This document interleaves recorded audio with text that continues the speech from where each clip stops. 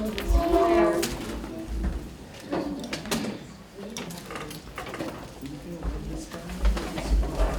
guys have any questions? What was your favorite part about filming? About filming? Yeah, like, what inspired you to just do it? To do the filmmaking? Yeah. I entered as a political science major at a small school in Ohio called Agnew College, and Yellow Springs, Ohio. Have you heard of that? No. It's a liberal arts school where you call your professors by first name, and has no grades, which I loved. And when I entered, I was thinking I was going to become an attorney. And then I met other students that were doing filmmaking. And the filmmaking department was predominantly white. And maybe one or two other female students. And so I just fell in love with the editing. I think was one of the things that I just saw the black screen and I was just like, my track to be an attorney was to help people, particularly people of color that needed help, legal representation. And the time in high school as an artist and a poet and a writer and a painter, and I thought that once I saw that black tape, right, I could do more for communities by telling our stories, by telling other people's stories in a very sensitive way that wasn't like the outside looking in, but that we are looking at life together. And I just fell in love. I fell in love hard. You had a question back there? Question. The second film, was it filmed in Puerto Rico, Playa Sucia? Say that again? Playa Sucia in Puerto Rico? Was it filmed in Playa Sucia? Yeah. All of with Sugar Pathways, Uh-huh. all the archives you see with the military, all of those are actual vehicles. There's nothing there in the film, per se, that is not filmed or was filmed that's archival on the location. And that was really important to me because when you look at black and white films from the 40s and 50s and 60s, you know, we have a tendency of thinking that that's Hollywood and that doesn't happen in our backyard. And so that's why it was so important to include those archives and to make sure that all that black and white footage was from the location, which was Vieques, St. Croix, Puerto Rico. And the beaches in Vieques are military names, like Red Beach, Green Beach. So I don't know where, you know, exactly when so.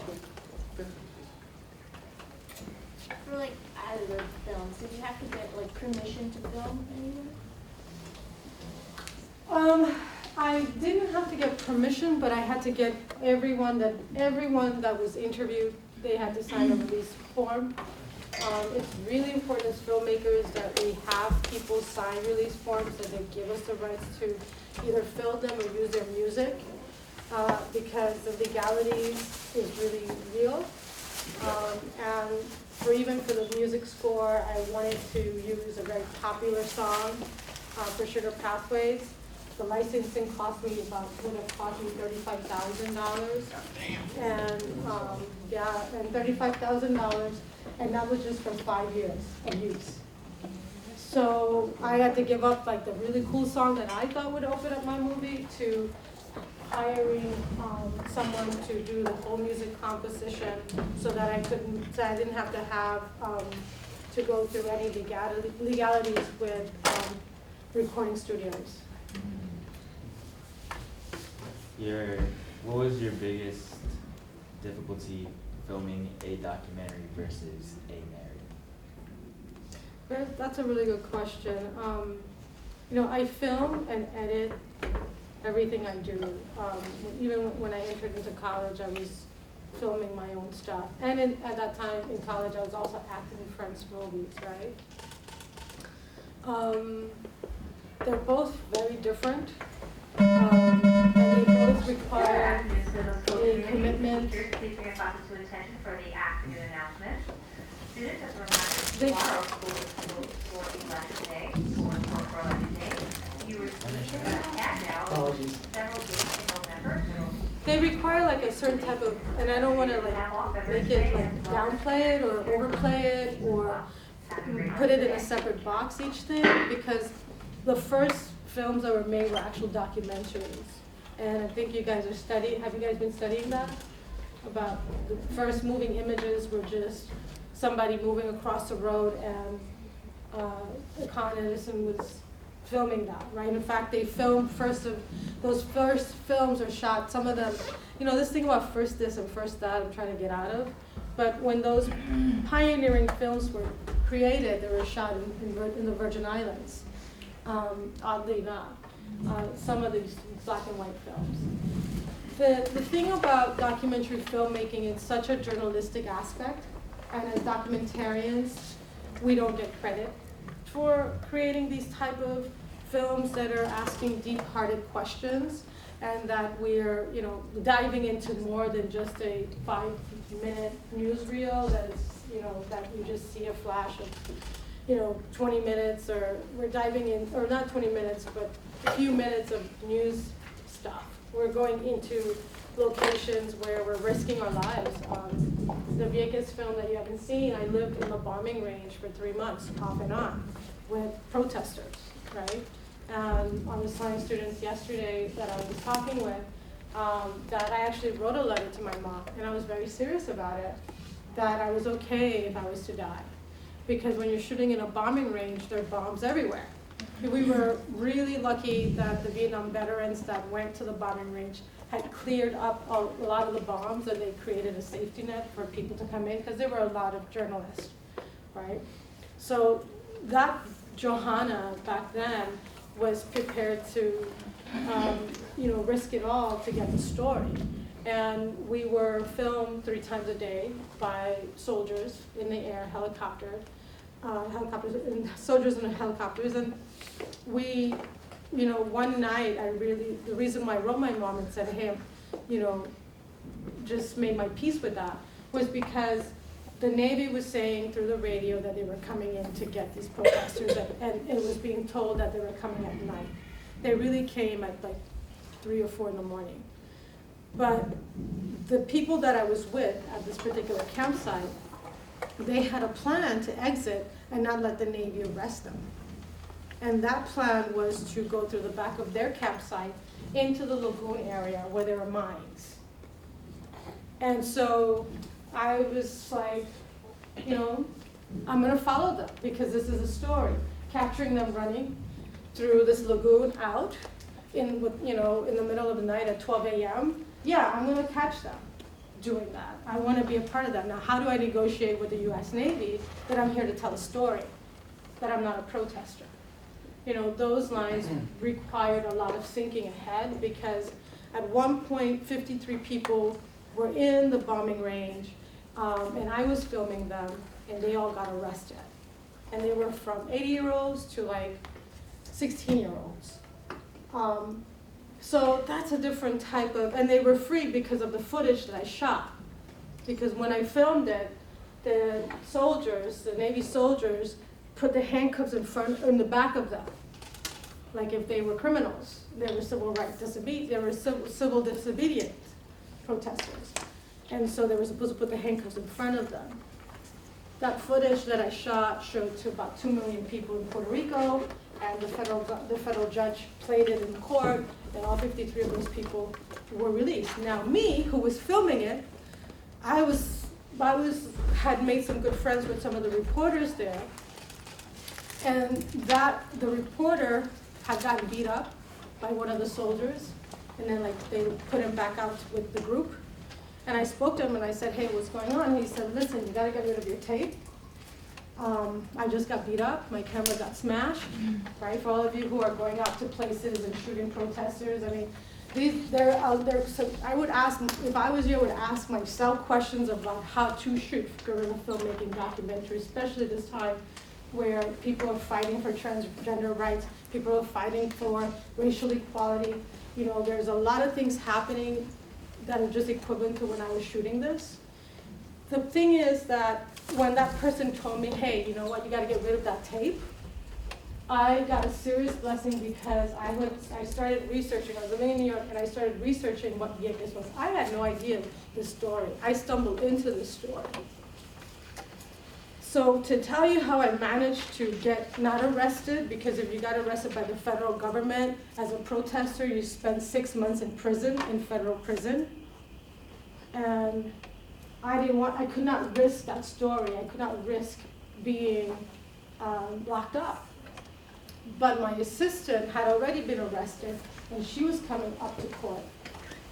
And me being the person I am, I was looking out for her best interest more than my best interest and everything else. That day on the bombing range, 53 people, the soldiers are on both sides, fence on one side, bombing range on the other. Something said, when that reporter told me to get rid of the tape, I saw that fence, and I went up to a soldier, and I said, I need to pee. And the only way when you're in these kind of war kind of situations, the way they deal with you is like, if you're a woman, you need to talk to a female or escorted by a female soldier to the area you're gonna pee. If you're a man, the same thing, and if you're transgender, I don't know, you know, these are new things that we're dealing with, right? And they're not so new. When they did that, my first thing was get rid of the mini tape, threw it over the fence. Tried to remember where, I mean, this is nighttime. Luckily, there was a full moon. And I tried to remember where in the bush did I drop it. Okay? The second time, my assistant is like tripping. She's like, Johanna, I can't get a set. And she's wearing like this little, like, you know, striped t-shirt. And I said, all right, cool. You can't get arrested. I felt responsible. She's my assistant. So I said, tell the soldier you gotta pee, and tell the soldier that you want me to be with you, because it's pitch dark, right? So she did all that. When we got to the side of the fence, I said, pretend like you're peeing. She didn't have to pee. But by that time when I threw the tape, I realized that there was a hole in the ground. And it was like a miracle. It was like when we went the second time, I told her, it was practically my body, okay? And these big rocks. And then barbed wire. We had no gloves. And I told her, start pulling this thing out, right? And we pull these rocks out, these stones are big, and the barbed wire, our hands were getting ruined, and then I pulled the fence, hole was clear, and they said, go. I told her, go. She said, Johanna, I can't go. You're not going, then I'm going. I took my camera, I pushed it out through the hole, and then my hair was long, freaking barbed wire, everything was pulled out. I got scars from that night forever. And I went over 2 mountains, and I found this woman that was a cop that I think she was something, and I said, hey, I flirted with her a little bit, and I asked her, could you give me a ride to the peace camp, and she did, and I thanked her, and I never saw her again, and then I met somebody that told me that they knew the island really well, and I said, you, person that you know the islands, will come with me, I need to go find that tape. So we went back in a Jeep, and flashlights, everything, we found that tape. When are you making that movie? Because we want to see that movie. It's there, it's in your thing. Oh, You have to see it without me. oh, you have like this, that story. Yeah, it's in there. Okay, we have to watch it. one thing. Yeah, you can Okay, see it. yeah, that sounds amazing. So that's a different commitment, right? That's not like, hey, at 10 o'clock we're gonna get the casting and the talent, and we're gonna talk to the agents and all that. That's a guerrilla style documentary that played worldwide. The U.S. Navy was probably upset because I was reading in the newspaper like they were calling the people I interviewed thugs, and it was part of the activists used it forever. It still plays 20 years later. That's a set of commitment. Like I was very young. I was 24, right? And I like to hang out and have a good time. But when I was doing work, that was it. And I was reading the newspapers, listening to the radio, talking to people, setting up my interviews, asking people, hey, who do you recommend? So that was like a really adrenaline rush for me for that whole period of producing it. And I lived in a basement with no windows at one point. So that was also a very lonely experience. I was reading James Baldwin. How many of you know James Baldwin? I was reading James Baldwin's book, Native Son, and that really helped me because some odd reason he talked about Paris and being a gay man in Paris and his process, and just really enlivened me, right? I had to take my mind off of stuff. When you make, hold that idea, I'm not forgetting it. When you make narrative films, what I love about narrative film, the first time I remember here in New York when I was a producer of a short film, and it was the most craziest thing because I felt like I was stepping into a whole darkness.